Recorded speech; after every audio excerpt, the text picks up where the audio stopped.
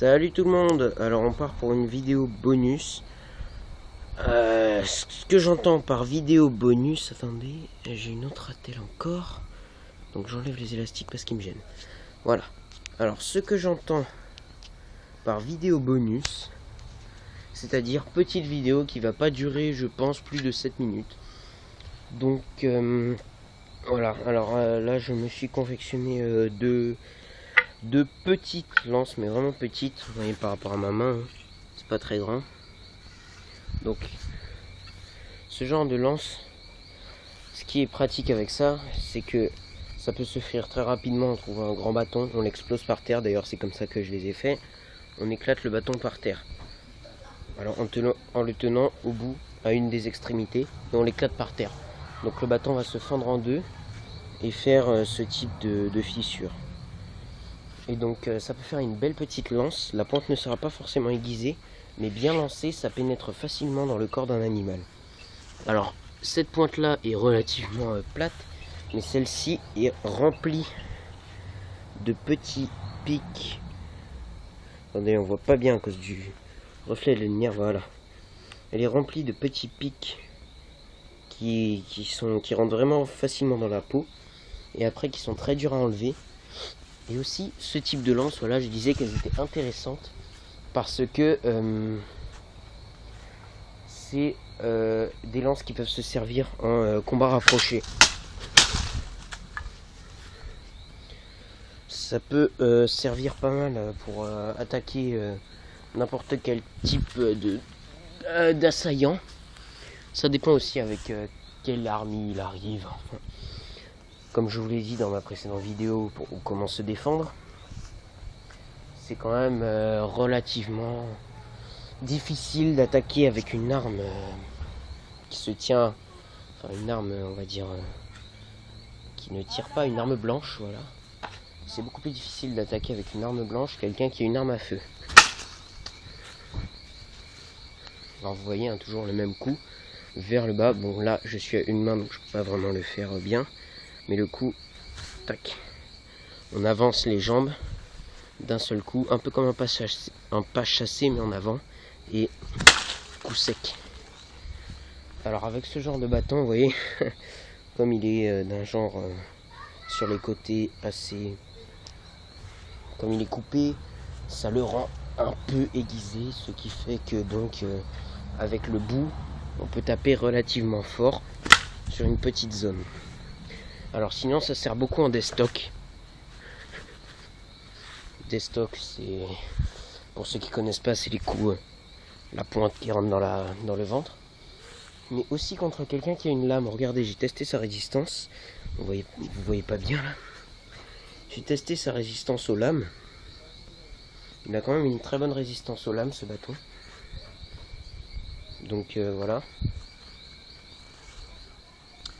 Donc on peut l'utiliser comme lance aussi. Bon, je suis pas un pro des lances, en plus avec un truc dans la main, ça va pas trop le faire je pense. Oh ça va, j'ai quand même bien visé. Donc on peut l'utiliser comme lance et on se rend compte que la pointe peut s'aplatir au bout d'un certain moment, comme dans tout type de lance en fait. La pointe s'aplatit, que ce soit en pierre ou en fer ou n'importe quoi. Vous pouvez avoir l'acier le plus dur au monde, ça va tout le temps s'aplatir. Ou se casser, parce que si c'est dur ça va pas s'aplatir, ça va se casser.